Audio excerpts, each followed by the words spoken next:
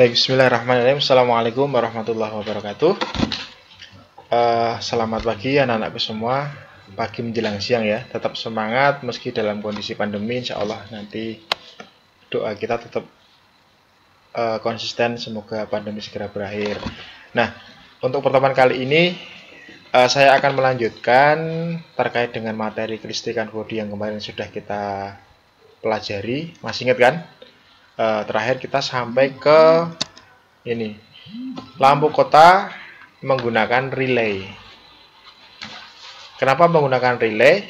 Masih ingat kemarin?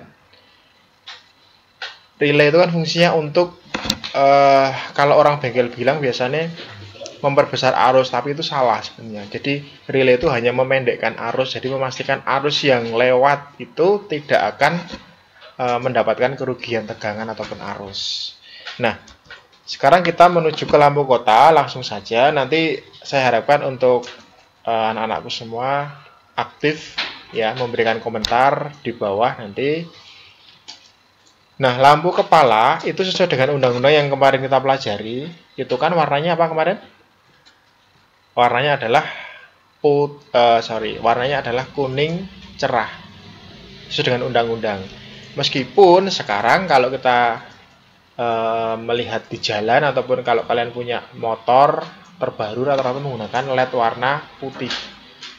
Nah, itu kebijakan dari pemerintah saya kurang tahu. Yang pasti adalah standarnya adalah harusnya warna kuning. Kenapa warna kuning? Kuning itu paling bisa menembus kabut dari semua warna. Kalau putih itu biasanya nanti ketika kalian hujan-hujan menggunakan lampu putih atau biru itu nanti rata-rata agak redup. Nah, makanya kelemahan lampu putih adalah itu. Nah, langsung kita masuk ke lampu kepala. Sesuai dengan teori saya di sini, lampu depan digunakan untuk penerangan pada malam hari atau kondisi gelap. Sistem lampu depan terdiri dari sekring lampu kepala, saklar kontrol lampu, saklar dim, indikator lampu jauh, dan lampu besar. Nah, jadi saklar kontrol lampu dim dan sebagainya itu menjadi satu kesatuan yang disebut dengan saklar kombinasi. Nah, untuk indikator tujuannya itu apa? Indikator itu dari kata indikasi, memberikan informasi kepada sopir atau pengendara ketika nanti menyalakan lampu jauh. Oh, ternyata lampu jauh sekarang itu hidup. Artinya apa? Lampu jauh itu hanya digunakan di saat-saat tertentu. Kalau di dalam kota nggak mungkin kita menggunakan lampu jauh. Mesti nanti dibandem orang. Ya, karena akan menyorot terlalu jauh ke depan. Nah, kemudian sekarang rangkaiannya yang pertama tanpa relay, langsung. Ini secara dasar karena meskipun tanpa relay kalau diaplikasikan di dalam mobil nanti nggak ada, rata-rata mobil menggunakan relay semua. Karena untuk memperpanjang umur saklar kombinasi. Ibarat kalau kalian punya lampu dengan watt besar, semakin besar wattnya, ketika nanti proses penyambungan dari kabel positif yang diputus disambung, dia akan memercikkan bunga api. Bunga api yang memercikkan tadi itu akan menimbulkan yang namanya kerak. Ketika kerak itu jangka panjang terus menerus, maka dia akan menjadi sebuah hambatan. Dan maka akan timbul di sana yang namanya kerugian tegangan ataupun arus. Oke, kita langsung masuk di sini. Syaratnya pertama kalau kita baca wiring adalah hafal dengan kode-kode atau simbol-simbol wiring. Ini adalah simbol baterai.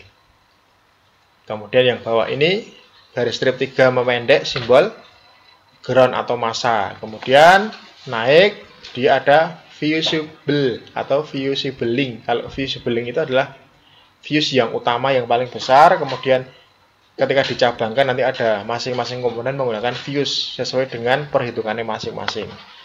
Dari baterai ke fuse kemudian langsung menuju ke head LH. Apa? Ini adalah lampu kepala yang bagian kiri. Ya, bagian kiri. Nah, ini di sini ada low sama high. Terdiri dari dua filamen lampu jauh, lampu dekat. Kalau yang belakang itu ada lampu kota sama rem, itu juga satu lampu, dua filamen. Nah, kemudian di sini juga ada yang sebelah kanan, kemudian di saklar kombinasi. Ini menjadi satu sebenarnya, cuman untuk penjelasan dipisah. Nah, dari sini tadi masuk, kemudian menuju ke filamen low sama high, kemudian turun. Ya, kalau titik ini berarti dia nyambung, kalau tanpa titik atau dia nanti lompat menggunakan lengkungan berarti dia tidak nyambung. Kalau seperti ini tidak tanpa titik berarti dia tidak nyambung. Kalau menggunakan titik berarti dia tersambung. Low disambungkan dengan low juga, namanya sambungan paralel. Ya, disambungkan, kemudian dia turun masuk ke saklar kombinasi, kemudian turun, apakah dia mendapatkan massa atau tidak, tergantung dari posisi saklarnya di mana sedang di-on-kan. Nah, jadi cara kerjanya adalah, saya ulangi, misalkan ini saklar tile, ini karena ini ada tile-nya tapi dikosongi, karena kita tidak membahas tile itu yang kemarin. Jadi dari posisi off, tidak ada yang nyambung sama sekali semua, kemudian tile berarti lampu kota yang bekerja, kita tidak bahas di sini. Nah, yang kita bahas adalah lampu head.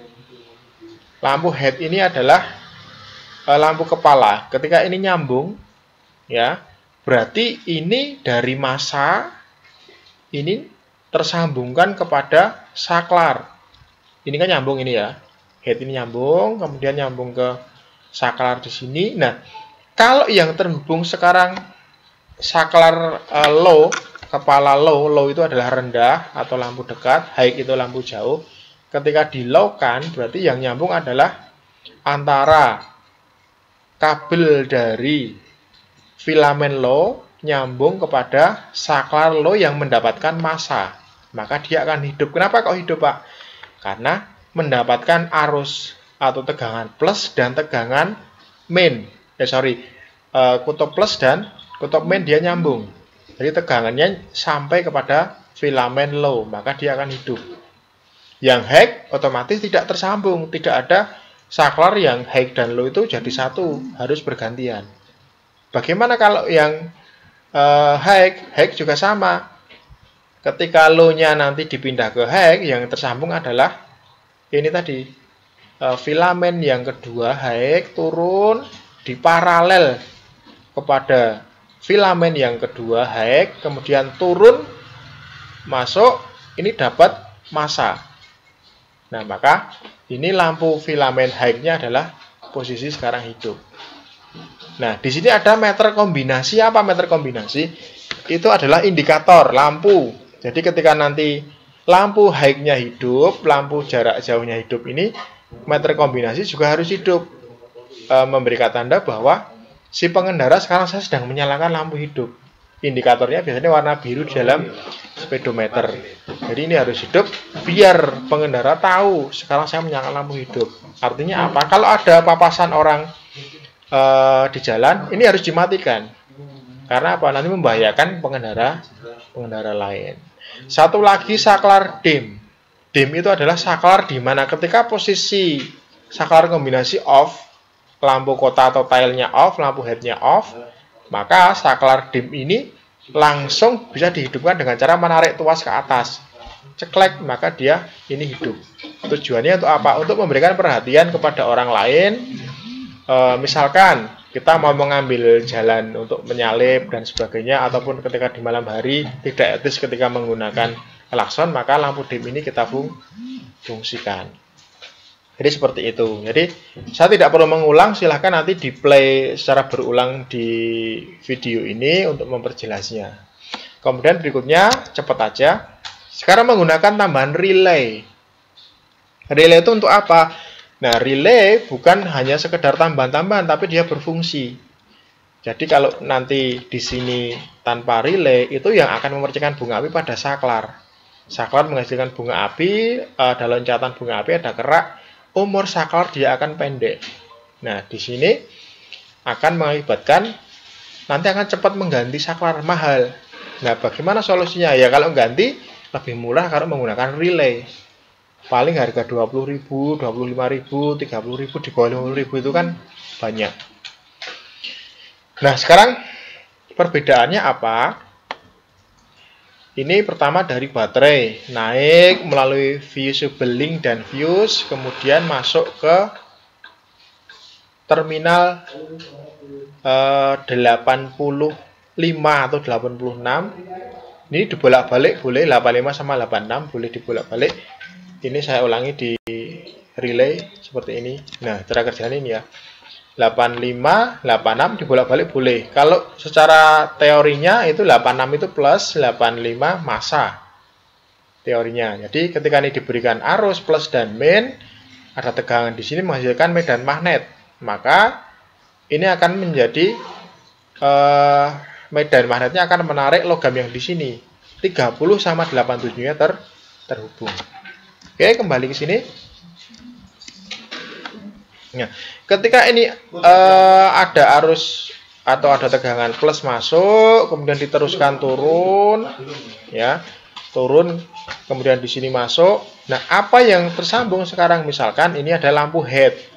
Head itu berarti di sini nyambung dengan massa, ini nyambung dengan relay, maka terjadi sebuah medan magnet di sini. Nah, kalau di sini ada medan magnet, logam yang ngangkat, ya. Ngangkat bahasa Inggrisnya apa ini? Jengat, ya gitu ya. Ngangkat ini maka dia akan turun, ceklek antara 30 sama 87 ini nyambung. Kalau nyambung berarti arusnya masuk dari baterai melalui ke terminal 30 keluar 87, kita turun terus ke bawah. Nah, kepada high atau low, mana yang sedang tersambung. Kalau ini high ya berarti turun, high-nya sedang nyala. Klik berarti dia high-nya nyala.